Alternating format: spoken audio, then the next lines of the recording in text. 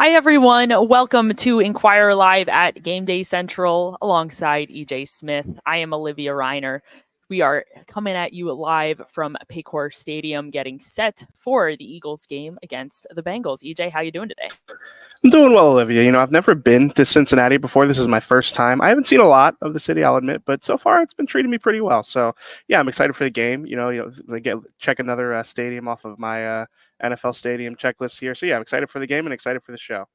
Excited to have all of you here with us. So good to see you. If you're new here, just a reminder, you can always be a part of our conversation. Head on over to inquire.com/Eagles game day. We'll be chatting with you there throughout the game. And also right now, we'd love to answer some of your questions, your comments, whatever is on your mind. We want to hear it. We'll answer some of those toward the end of our show today. Also, if you're over on YouTube, Facebook, drop us a comment down there and we'll try to get to some of those as well. All right, EJ, we've got a lot of health related things to discuss, particularly as it relates not only to the Eagles, but also to the Bengals. We'll get to them in a moment. Let's start with who is not playing in today's game for the Eagles. That would be Mekhi Becton, as he is still in concussion protocol, and Dallas Goedert is still dealing with a hamstring injury. Now, as it relates to Becton, our expectation is that Tyler Steen is going to start at right guard in his place. So that'll be his first start of the season. We've seen him come in relief a few times throughout the year, including this past week against the New York Giants when Becton went down. He, in 15 pass blocking snaps, he only allowed 2 hurries. So, a decent performance for him last Sunday. The big concern, I guess, for this offensive line as a whole is that this is the 4th different combination of players that we've seen in the last 4 weeks. And when you think of consistency and how much Jalen Hurts values that just in general across the board, this is not exactly what you would call a consistent group. How might the fact that the offensive line has had so many moving pieces over the last few weeks play a role or potentially impact just the gelling of the offense to this point in the season? Yeah, it's a great question. I think most offensive line units across the NFL probably could not withstand missing 2 starters and having so many different combinations. I've covered Eagles teams that have struggled to, cope with, an ever-changing offensive line group. I think that, it speaks to the depth. Obviously, it speaks to, offensive line coach Jeff Stoutland. But I think generally, what changes with having Tyler Steen in the lineup, having Fred Johnson at left tackle. I think you don't rely so much on the individual talent of those 2 guys necessarily. You don't see as many difference making plays or impact plays from those guys, but I do think that they can provide starter level competency. We've seen that from both of them. We'll talk about Fred Johnson, later in the show, but I think generally you can expect those guys to be replacement level or, above even that level, I would say. Jeff Stoutland always talks about the 5-wheel drive. I still think that they have that with this group. They obviously drill, a lot of different scenarios and having guys in different spots, and it shows. And, the fact that they have been able to play well, even with, guys in and out of the lineup. Absolutely. So relatively light in terms of who isn't playing for the Eagles today. Who is, we could potentially see his Eagles regular season debut today, is Ainias Smith. He is off of injured reserve. He was activated yesterday, and now he figures to potentially slot. He will be active and available to play in today's game. Most likely, we will see him contribute on special teams before we see him in any sort of offensive role. But you know what? We'll see exactly what happens. Also worth noting that inside linebacker Zach Bond is active. He did not practice on Wednesday as he dealt with a shoulder injury sustained against the Giants, but he was a full participant and was not on the injury report at the end of the week. And then also Darius Slay, he has been dealing with a knee injury. He was not listed on the injury report with the knee injury this week. He was limited on Wednesday in practice just as a veteran sort of rest day there. But again, he is active and available to play in today's game. Now, flipping it over to the Bengals, that is where things start to get interesting here. Wide receiver T. Higgins sustained a quad injury in practice on Friday, and he has been ruled out of today's game. So going into today's game, I think one of the things that, even if you're just a football fan, you're probably looking forward to a battle between 2 teams that have 2 of the top receiving duos in the league. And in this case now, the Bengals are not going to have Higgins. What implications could his absence potentially have on this offense? Yeah, I mean, we talked all week about this being one of the only receiving duos in the NFL that can really rival the Eagles receiving duo in terms of talent. And, Higgins is a big part of that. I think Chase is probably the number one guy here, but, Higgins is like kind of an important complementary piece to this Bengals offense. He's a big bodied receiver. He's somebody who can win contested catches. And honestly, I've talked about it on the show before that those are the types of receivers that have given Darius Slay trouble in his career. Even you think about Mike Evans a couple of weeks ago, those bigger, more physical receivers sometimes can give Darius Slay trouble, especially as he's dealing with the knee injury. So, I think that we saw this offense do well against like a star caliber receiver last week. And in Malik Neighbors, we've seen Quinyon Mitchell kind of, be up to the task against some of the better receivers in the NFL so far this season. I think it makes it a little bit easier when you only have the one guy to account for. Obviously, there isn't, you might be able to, shift the coverages a little bit more to that way, make sure that you have a deep safety over a guy like Jamar Chase at all times. So yeah, I think it does kind of, open up the playbook a little bit more for the Eagles defense, but make no mistake, this is still a really good passing game, even without T. Higgins in the lineup. So no Higgins. However, the Bengals do have a couple of other important pieces who were maybe in question going into this week in general. Left tackle Orlando Brown was a limited participant on Wednesday in practice with dealing with a knee injury, limited on Wednesday and Thursday. And safety Geno Stone did not participate in practice on Wednesday as he dealt with a shin injury. Both players are active and expected to play in today's game. So good news for the Bengals on that front. Not so good about Higgins. So we'll see exactly how their offense adjusts without him in the lineup. This has been an interesting season for the Cincinnati Bengals. They're 3-4 right now. The Eagles, on the other hand, looking to extend their win streak to 3 games so far over the last couple of weeks, having some success against some lesser teams in the Cleveland Browns and the New York Giants. The Bengals offense, however, as we've already mentioned, they have a lot of firepower with Joe Burrow slinging the ball to, namely, in this case today, Jamar Chase. He is one of the top receivers in the league. He is second in the league with 620 receiving yards. He is tied for the lead in the league with 6 touchdowns. EJ, you've already hit on the fact that Higgins isn't going to be on the offense and that this could be a little bit of a different looking offense without him there. However, with Chase, how formidable of a passing game do the Bengals have, even if they are really just primarily riding on this one particular player? Yeah, I mean, they're still really talented. I mean, Joe Burrow is a big part of that as well. You kind of have to be very careful in how you go about playing a quarterback like that because he processes things so quickly. He's able to extend plays. Obviously, he's not maybe the most athletic quarterback in the NFL, but he is able to extend plays in the pocket. And again, like he's able to diagnose what you're doing. So I think when you think about how just kind of expanding even more on that Jamar Chase point, I feel like you saw the Browns last week. Like they are a team that runs a lot of man coverage. We saw that against the Eagles, and even they used a lot of zone against the Bengals. And I think that is something we've seen from the Eagles defense a lot so far this season. Anyway, against Malik Neighbors last week, we saw the Eagles use a lot of zone coverage. I think that's what you have to do. You have to make sure that you limit explosive plays with him because the Bengals offense, it's kind of like a mirrored image of the Eagles offense. And it's like, I wrote in the predictions that we did earlier this week, the Eagles might be meeting their volatility match in terms of offenses here this week. They have a lot of similarities. They both take a lot of deep shots, outside the numbers. They're both kind of relying on the big plays, relying on guys winning one-on-one matchups. So yeah, I really think we're going to see a lot of the same things from these two offenses. And last week, the Eagles were 2 for 13 on third down. I think they were 1 for 13 on third down. The only team that was kind of down there with them in terms of third down efficiency was the Bengals. So, I think that this game could go a lot of different ways. I think it's going to come down a lot to those big high leverage moments and which honestly, which team stars show up in those moments.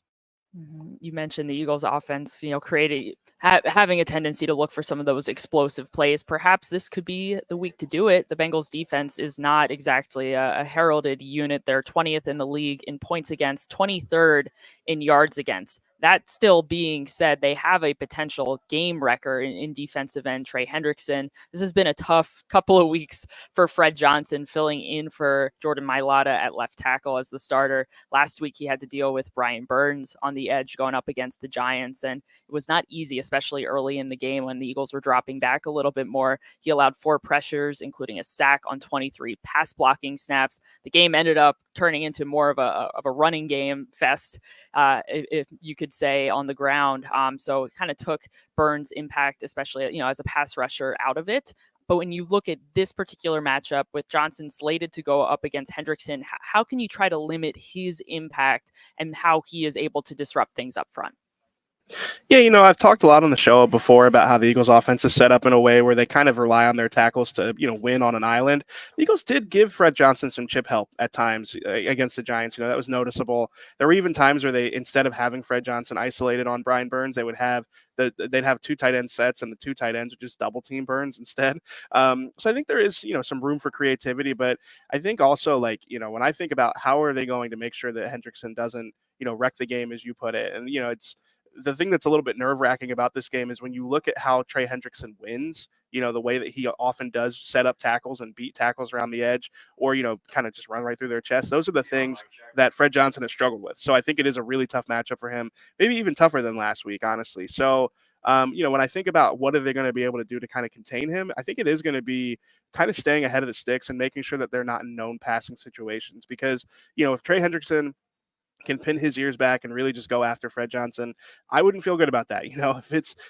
Especially with some of these longer developing pass plays we've seen the Eagles run, I don't know if they're going to have the time to manage those things. Jalen Hurts talked earlier this week about how the pocket's different, and I think that is affecting the pass game in a certain facet. So yeah, I think it's going to be making sure that they're not falling behind the sticks early on those early downs, so that on third down they don't have to feel like Trey Hendrickson is breathing down Fred Johnson's neck on that edge. So yeah, I think that's going to be a really important thing for today.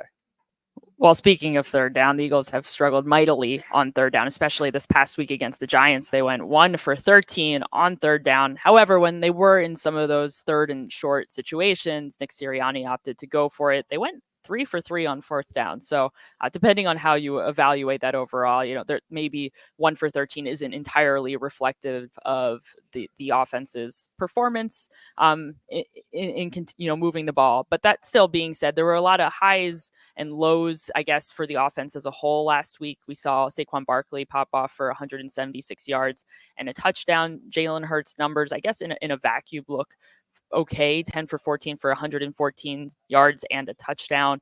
4 sacks.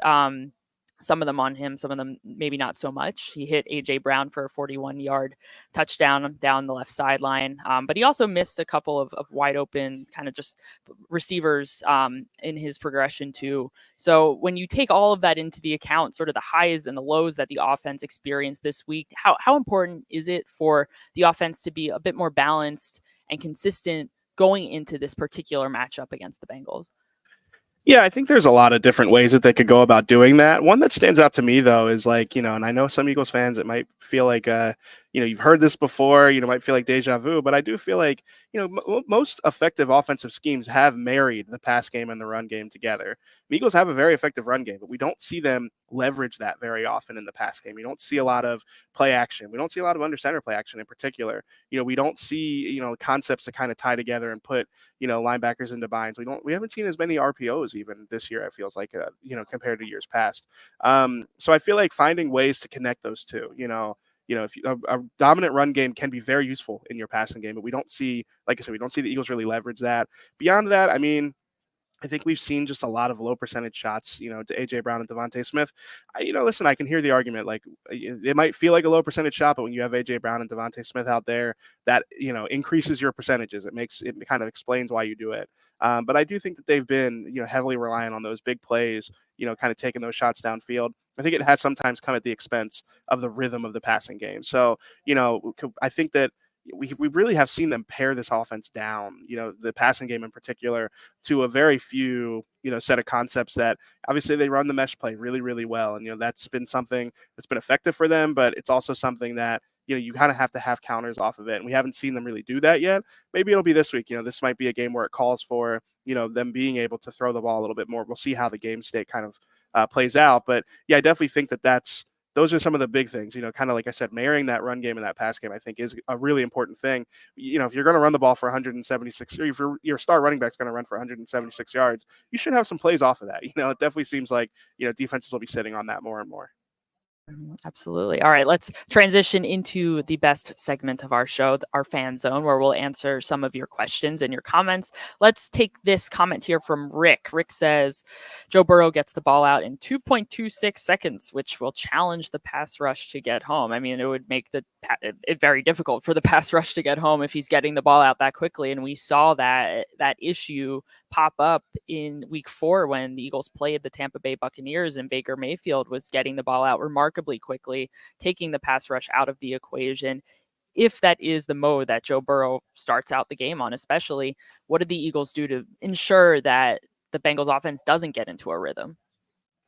Tackle. I mean, I think it's simply put, they have to tackle. When you mentioned, that Buccaneers game, the first thing that comes to mind is how often they challenge the Eagles defensive backs out in space, and Eagles linebackers as well, out in space to just make tackles. And if they can manage to do that, then I think they'll get teams into those 3rd and long situations where Bryce Huff can get into his 4-point stance. Nolan Smith can pin his ears back. The defensive tackles can kind of, organize their rushes with those guys. Like, that's, I think, what been one of the big keys for this pass rush is getting into more of those known pass situations. I know sometimes we can harp on that, we can talk about it a good amount, but it is important. It really changes, the complexion of what defensive coordinators can call. It can, changes the way that defensive linemen can get upfield and, rush the passer. So, I think that's going to be a big part of it is like, if you're giving up 5 or 6 yards a pop when Joe Burrow's, taking those underneath routes, especially to a guy like Jamar Chase, who's really, really good after the catch, then yeah, you're not going to get into pass rushing situations. And that's going to, kind of put you behind the 8 ball in terms of getting pressure on Joe Burrow.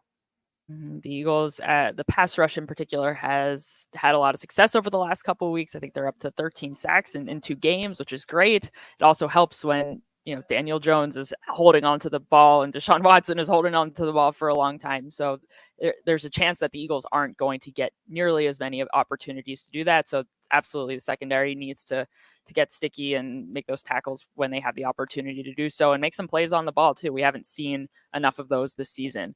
All right, thank you, Rick, for your comments. Let's take this one from Lake. The Bengals need this one more than Philly. Enough said.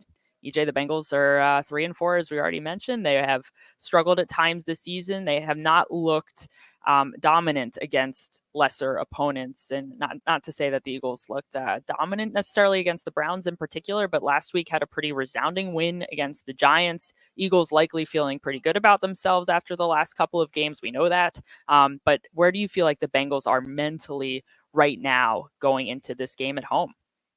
Yeah, I mean, they're in 3rd place in the division. They've got 2 teams at 5-2 ahead of them. So I definitely think that there is an urgency there. And I think sometimes like we can overlook that urgency aspect of things. Sometimes teams really do have their backs against the wall. And I think that it's hard to quantify that. It's hard to really understand exactly how that, has a bearing on the game. But I do think sometimes it shows up, in a game where it's like, oh man, that team really did need that win. So, obviously it's a little early in the season to be saying the Bengals need a win. But yeah, I definitely think to keep pace in the AFC North, it's a really competitive division. The Steelers are doing really well. The Ravens are obviously doing well. So, I feel like just to kind of, like I said, keep pace with those guys, I do think that this is going to be an important game for them. But obviously it's an important game for the Eagles too. Washington's doing well to start the season. And honestly, I think just generally, like, they need to just kind of get on a win streak just to kind of, Nick Sirianni mentioned the mojo for the pass rush last week. I think some of that is, worth mentioning as well. Like, the Eagles kind of do need to get going here. Absolutely important to capitalize on this game before going back home, facing off against definitely a team that is struggling in the Jaguars and even the Cowboys the week after that. And then, as you mentioned, EJ, the schedule starts to get a little bit more challenging with the Commanders on Thursday Night Football. The Rams appear to be a team now with their two top receivers back in the offense there. So, and then of course the Ravens are going to be a tough matchup. So it's important for them, the Eagles, to capitalize on the chances that they do have, the potential wins that they could have on the schedule at this point in the season. All right, thank you so much, Lake. Let's take this question now from Dallas Eagle. That must be a tough existence for you out there in Dallas, but that's good for you. The Birds are in trouble Sunday. Bengals are not the Browns or the Giants, nor is Burrows remotely close to either of those teams' quarterbacks. I think it's pretty safe to say that the Bengals are present a bigger challenge than both the Browns and the Giants. And as we already mentioned, Eagles had a pretty convincing win against the Giants last week. The week prior was a little bit shakier, I would say, against the Browns. When you look at this particular matchup, how realistic is it that the Eagles could come out on top or potentially fall, I guess, in a stadium that or just in a city where they've had a lot of, they haven't had a lot of games in, but they certainly have struggled here. Well, I'm not going to spoil my prediction. I know the people are excited to hear what I think about the game. I'm gonna make you wait until the end of the show for that. But I do feel like this game is a toss up. For some of the things I mentioned earlier, that third down inefficiency from both of these teams, I feel like that's really going to kind of make the game swing one way or the other, depending on who kind of figures something out in those high leverage situations. But I do think it's fair to point out, I'm of two minds with the defense. Like, they played really well the last 2 weeks. I mean, if you hold any team, without a touchdown for 2 straight weeks, I don't care. It's the NFL. Like, these teams are still good enough to score. I think that is impressive. The 8 sacks against the Giants, like, obviously the Giants were without their starting left tackle. You need to factor that in, but 8 sacks against any quarterback, any offense is still reasonably impressive. I think that they have shown enough to suggest that they're turning the corner. That said, this is the biggest challenge that they faced maybe all season. I know the Packers offense is pretty good as well, but I think that in terms of talent, high leverage, high level talent, like, these are, this is probably the biggest challenge that they faced as far as at least the secondary, I would say. So, yeah, it's going to be an important test. I think we're going to learn a lot about if the last 2 weeks were mostly just noise or if, there is something to, this turnaround from the defense coming out of the bye week. So, yeah, no, I'm really interested to see how it turns out. I think that, like I said, there's reasons for encouragement, but this is going to be the real week where we learn. Absolutely. Thank you, Dallas Eagle, for your comment. All right, EJ, now we get to think about all of the players that we have already discussed in today's show, and maybe we haven't gotten to some of them yet, but if there is one player that you are most eager to see how they perform in today's game, who would it be? Yeah, we've talked about it a little bit, but it's Fred Johnson and Trey Hendrickson. To me, that is like a game-changing matchup. If Fred Johnson can hold up on that edge, at left tackle and kind of preserve the pocket in the moments where they need him to, that could 100% swing the game. I'm thinking about, I've talked a lot about these third downs. If the Eagles can convert on a couple of those because Fred Johnson holds up, that really changes the complexion of the game. If he can't, and it changes what they can do in the passing game, I do wonder if the Eagles can kind of keep up with this Bengals offense, considering, the slow starts that they've had. If the Eagles fall behind in this game and they have to drop back and pass it, I would be very curious to see if Fred Johnson can hold up in those situations. So to me, I expect them to help him at times. I expect, like I said, some of those chip blocks and maybe some tight ends to stay in and help him, on that edge. But yeah, to me, at some point in the game, you're going to need Fred Johnson to hold up in pass protection. I'm curious how he will do in those situations. I think that is a good pick, EJ. I'm going to pick someone on the defense, though, switch it up a little bit. I'm going to go with, and I'm copying myself from last week. I did a very similar player pick, but my pick last week was the secondary against Malik Neighbors, whoever was going to be covering him throughout the game. And we saw a number of different players in that position, but today, I'm also going to go on a similar route. I'm going to go with whoever is going to be covering Ja'Marr Chase in the secondary. And I'll be particularly interested, again, if it is Quinyon Mitchell at times, how he continues to hold up. He was very good in coverage against Malik Neighbors. He only allowed 1 reception for 9 yards. He's getting targeted quite a bit out there throughout the season, and he has time and time again proven that he is able to hold up out there. So I'm curious to see when he is on one of the league's best receivers, how he is able to fare. And EJ, you already talked about just how important the secondary is going to be in today's game and trying to ignite the pass rush and give them opportunities to rush the passer. Nick Sirianni always talks about how important it is to earn the right, win the right to rush the passer. And the Eagles haven't always been able to do that, especially early in the season. So I think it's going to be so important for guys like Quinyon Mitchell and Darius Slay to make plays when they have the opportunity to do so, to wrap up the receivers when they can. And I'm also curious, not just how Mitchell and Slay fare against Chase, but I'm also curious to see how the safeties hold up too, if they're required to bracket receivers, especially, on third down, things like that, those high leverage situations. How are they going to play? It's just going to be something that is going to be so important for the defense to be able to get off the field and get the offense back out there. So I'll be having my eye particularly on Mitchell, but on the secondary as a whole, as they try to limit the impact of Ja'Marr Chase. All right, let us transition into our predictions as we take out the crystal ball and figure out what the final score is going to be at the whistle. And to do that, we welcome in Jeff McLean, who will not only be giving us his prediction, but he will also give us his matchup to watch. So, Jeff, If you had to pick one matchup that you're most intrigued by in today's game, what would it be? Well, I'm intrigued by a lot, but you guys talked about most of them, so we're gonna. I'm kidding. Yeah, so we're gonna go with Joe Burrow versus Vic Fangio, and obviously it's more than just Fangio. The defense's players have to go out there and perform for him. But Fangio was asked this past week about the last time he faced Burrow when he was the head coach of the Broncos and obviously oversaw the defense there, and he did a pretty good job against Burrow in that game. Now the Bengals won. This was I think November of 2021. That was a team that eventually went to the Super Bowl and lost, but that was Burrow's second season, and he was efficient. He completed 68% of his passes. He threw a touchdown, didn't have a turnover, but he only threw for 157 yards. And I think that is key when you're looking at this game and how the defense needs to perform. EJ, you mentioned this earlier. I mean, look, he's going to get the ball out quick. He's going to have a lot of completions, short throw completions. The Eagles' defense, Vic Fangio's defense, needs to tackle. That's what the scheme. They're going to play a little bit off, and at the expense of not giving up explosive plays, but they're going to have to rally to the ball and make tackles. So I think Vic would take maybe not the outcome of that game, but 15 points and only 157 yards passing from Joe Burrow would be, I think, a win for his unit. Now, can they do that? That's the question. I mean, the fact that T. Higgins isn't playing is beneficial to that unit. We've seen them now these last 2 weeks not allow a touchdown, but that's Deshaun Watson and the Browns. That's Daniel Jones and the Giants. This offense is much more capable, even without Higgins. Jamar Chase, as you guys talked about, is one of the best receivers in the NFL. So it'll be interesting to see how Vic does it. I'm sure he'll mix things up in terms of his coverages. And Joe Burrow, he's dangerous. We saw him in 2020 as a rookie.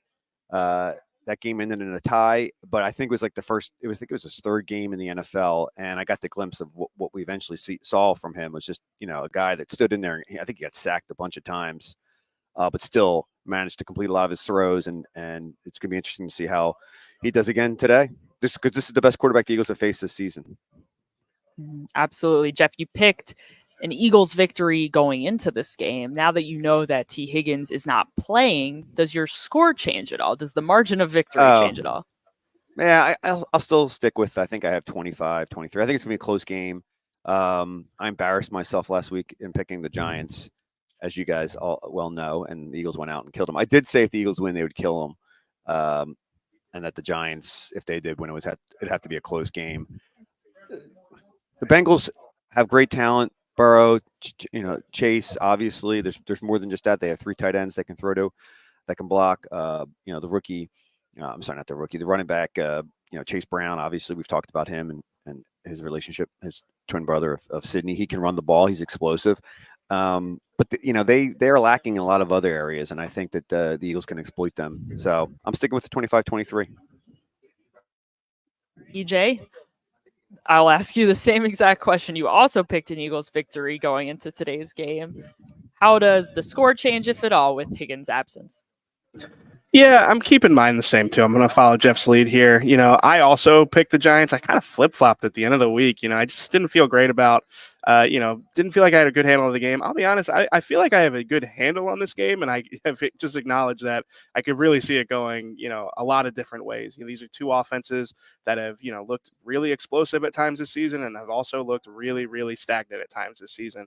Which version of those two offenses we see, I think will really be, the determining factor on who wins this game. I think that this could be a shootout. I could see it being an ugly game where, both teams are just throwing deep balls to Jamar Chase and AJ Brown without, any success. So yeah, I picked the Eagles in a 27-24 win. I think that it's going to be a close game. Like Jeff said, could either of these teams, win in a blowout? I definitely could see that happening, but yeah, I think the Eagles, I think that I've just have bought in a little bit more on what the defense has shown the last 2 weeks to suggest that they're not going to just get run off the field today by this Bengals offense.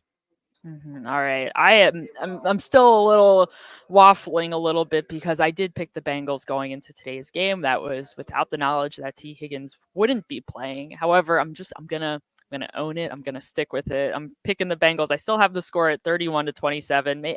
Maybe it'll be a little bit of a lower scoring matchup, but that said, if it's a lower scoring matchup, nothing's changed for the Eagles. So perhaps they're able to hang in there.